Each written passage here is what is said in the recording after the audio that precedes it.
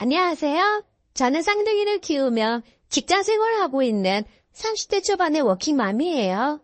남편과는 대학교 2학년 때부터 캠퍼스 커플로 만나 연애를 하다 졸업하자마자 남편은 가장으로서 정말 최선을 다하며 저 하나만을 바라보고 살아갈 거라고 하며 결혼을 하자고 하는 겁니다.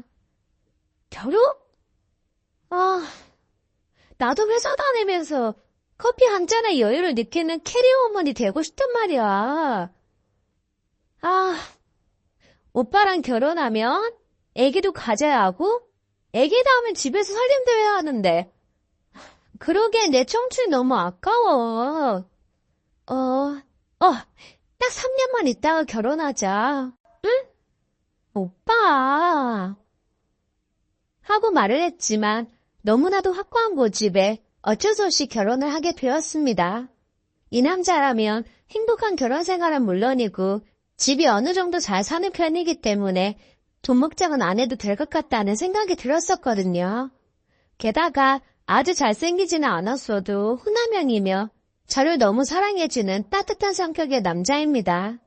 한 가지 단점이 있다면 3살 연상이지만 듬직한 면은 없고 위에 누나가 3명이나 있는 막내이다 보니 철이 없다는 거죠. 그렇게 남편과 결혼을 하게 되었고 신우들 때문에 앞으로의 시집살이가 살짝 걱정되긴 했었지만 다행히도 다들 공부를 잘한 터라 뿔뿔이 흩어져 시아버지의 든든한 자금 덕에 외국으로 유학을 가더라고요.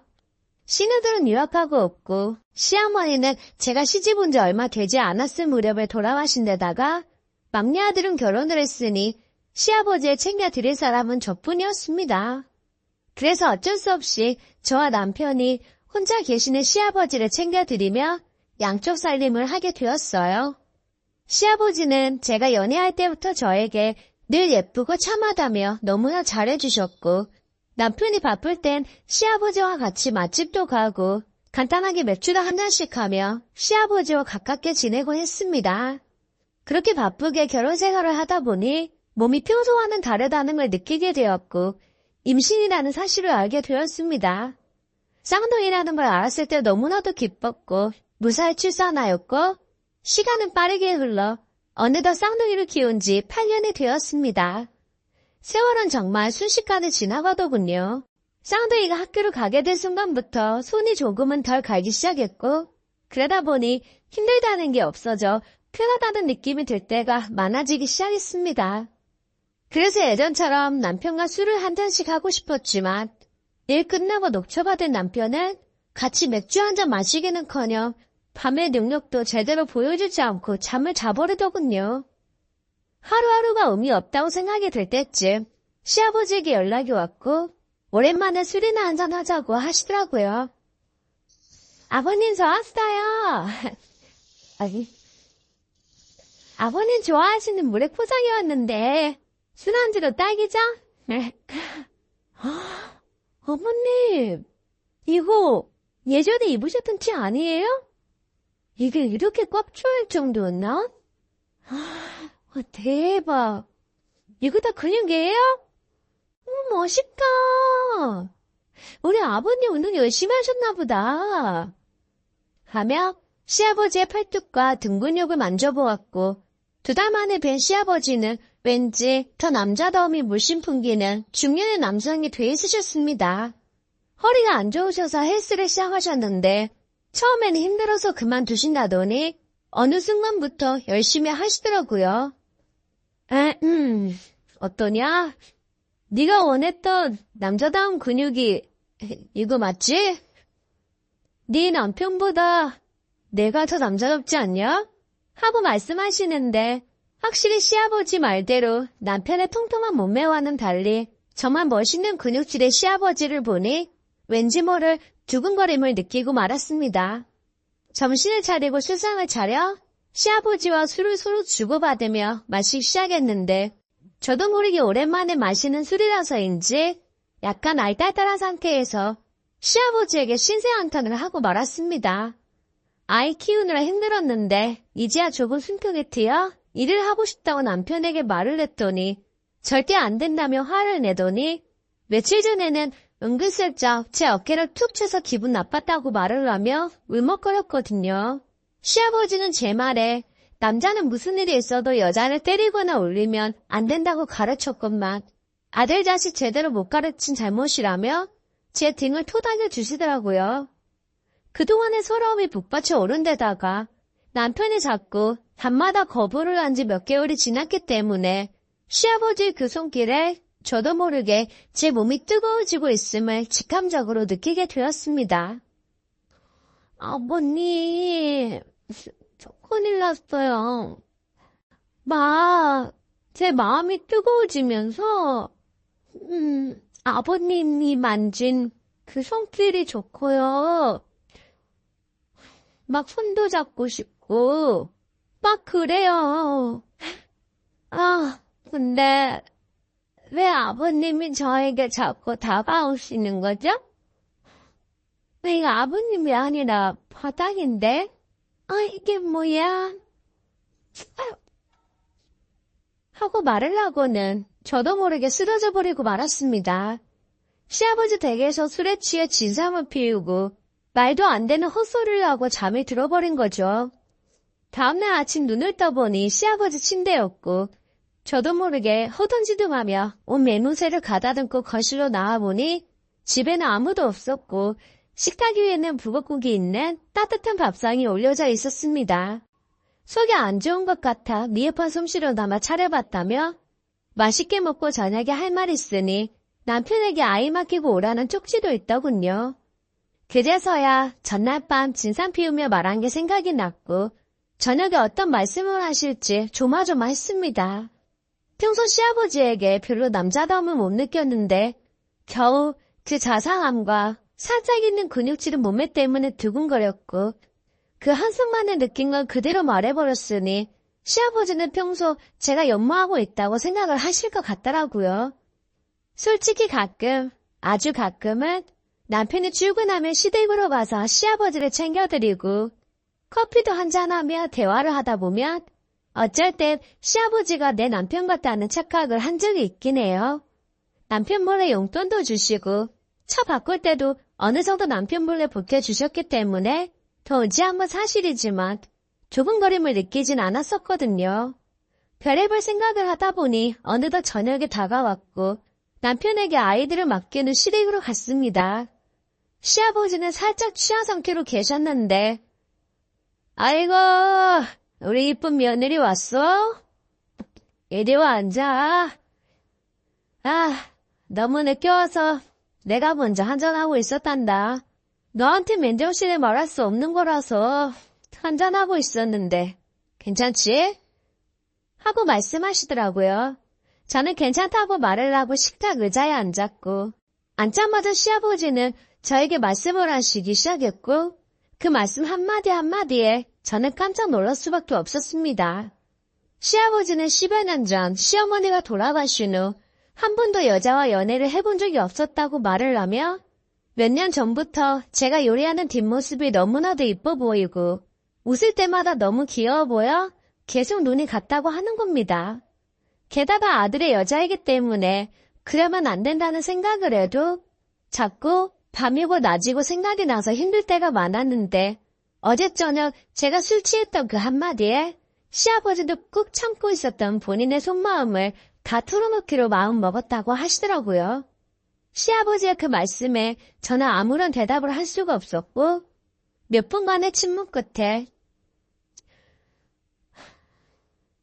아버님, 술 드셔서 하는 말씀 아닌 거죠? 진심이에요? 어제 저녁에 제가 그렇게 말한 것 때문에 저 놀리려고 그러시는 거죠? 그런 농담 하지 마세요. 재미없어요. 하고 말씀드렸지만 시아버지도 웃음기 하나 없는 진지한 얼굴로 농담인 것 같냐고 말씀하시더라고요. 그러면서 제가 남편 몰래 투자한 게 있었는데 그게 잘못되어 수억이 빚을 진 게 있었어요. 하필 그걸 어떻게 아셨는지 시아버지가 아시고는 그 빚을 다 갚아줄 테니 남편에게 비밀로 하고 조금씩 서로에 대해 알아가면 어떻겠냐고 제안을 하셨습니다. 저에겐 방법이 없었어요. 그 빚 때문에 하루하루 힘들어했고 남편에게 느끼지 못했던 감정을 시아버지에게 받고 말았으니 저도 모르게 그렇게 하겠다고 말을 해버리고 말았습니다. 그 말 한마디에 시아버지는 기습적으로 저를 안아버리셨고 점점 더 진한 스킨십을 하시는 겁니다. 그때 저는 그러면 안 됐었는데 돈 앞에서 눈 돌아간다는 말이 있듯이 저도 모르게 그 스킨십을 거부하며 하면 안 되는 말을 해버리고 말았습니다. 아버님 재산이 얼마나 있으시길래 제가 그렇게 끙끙 앓고 있던 빚을 바로 다 갚아주시겠다고 하는 거예요?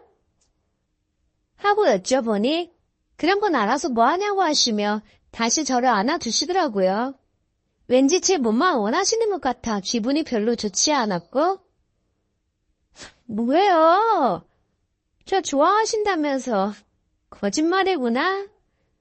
내가 아니라 몸을 좋아하는 거였네. 진짜 아버님 실망이에요. 재산 뻥뻥 숨겨두시다가 돌아왔을 때 다 가져가세요. 아셨죠? 저 그냥 갈래요. 제 빚은 제가 알아서 할게요. 하고 튕기면서 그 자리를 박차고 일어나 버렸고 당황한 시아버지는 저에게 똑 부러진 앙칼진 여우 같다며 알려주고 싶었지만 남편이 너무 재산을 탐내서 말해주면 제가 남편에게 다 말해버릴까봐 걱정돼서 말을 안 해준 거라고 하시더군요. 그러면서 민망한 부탁이지만 오빠라고 한 번만 불러주면 모든 걸 다 알려주겠다고 하시는 겁니다. 오빠라는 말 한마디만 하면 시아버지의 재산을 다 알 수 있는데 왜 그 한마디 하는 게 목구멍에서 안 나오던지 겨우겨우 참고 참아서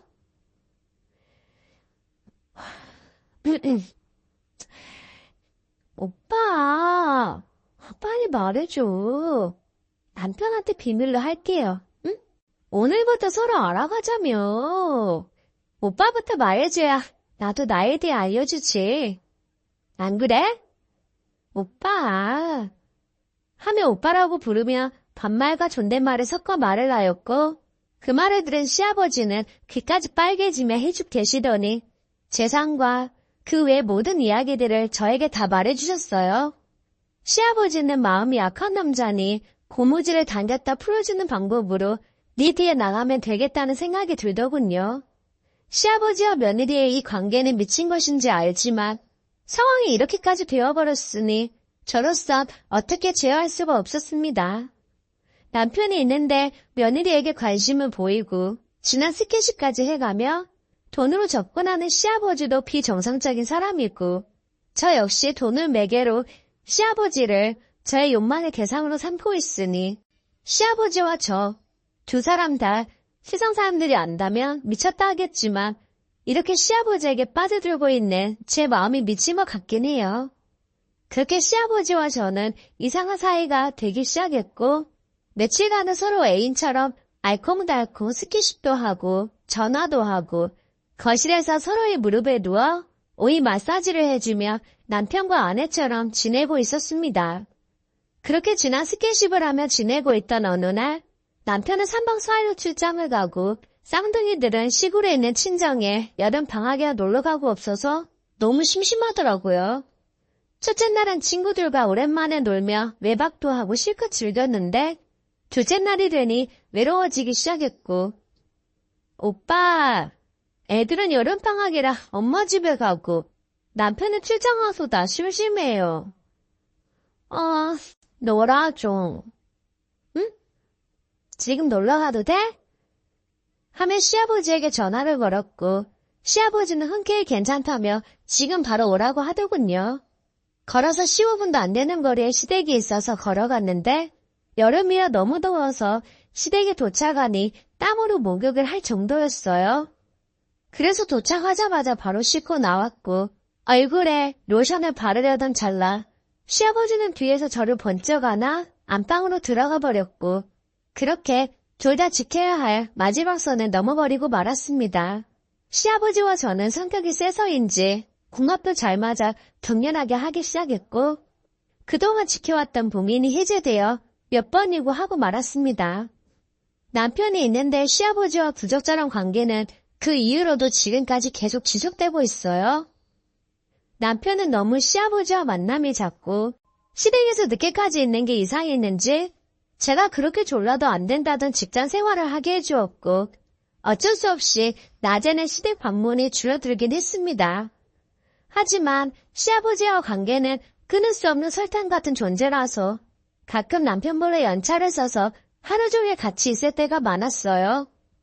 시아버지와의 만남을 서서히 줄여가고 있으니 언젠가는 이 관계가 끝나리라 생각하며 지내고 있습니다.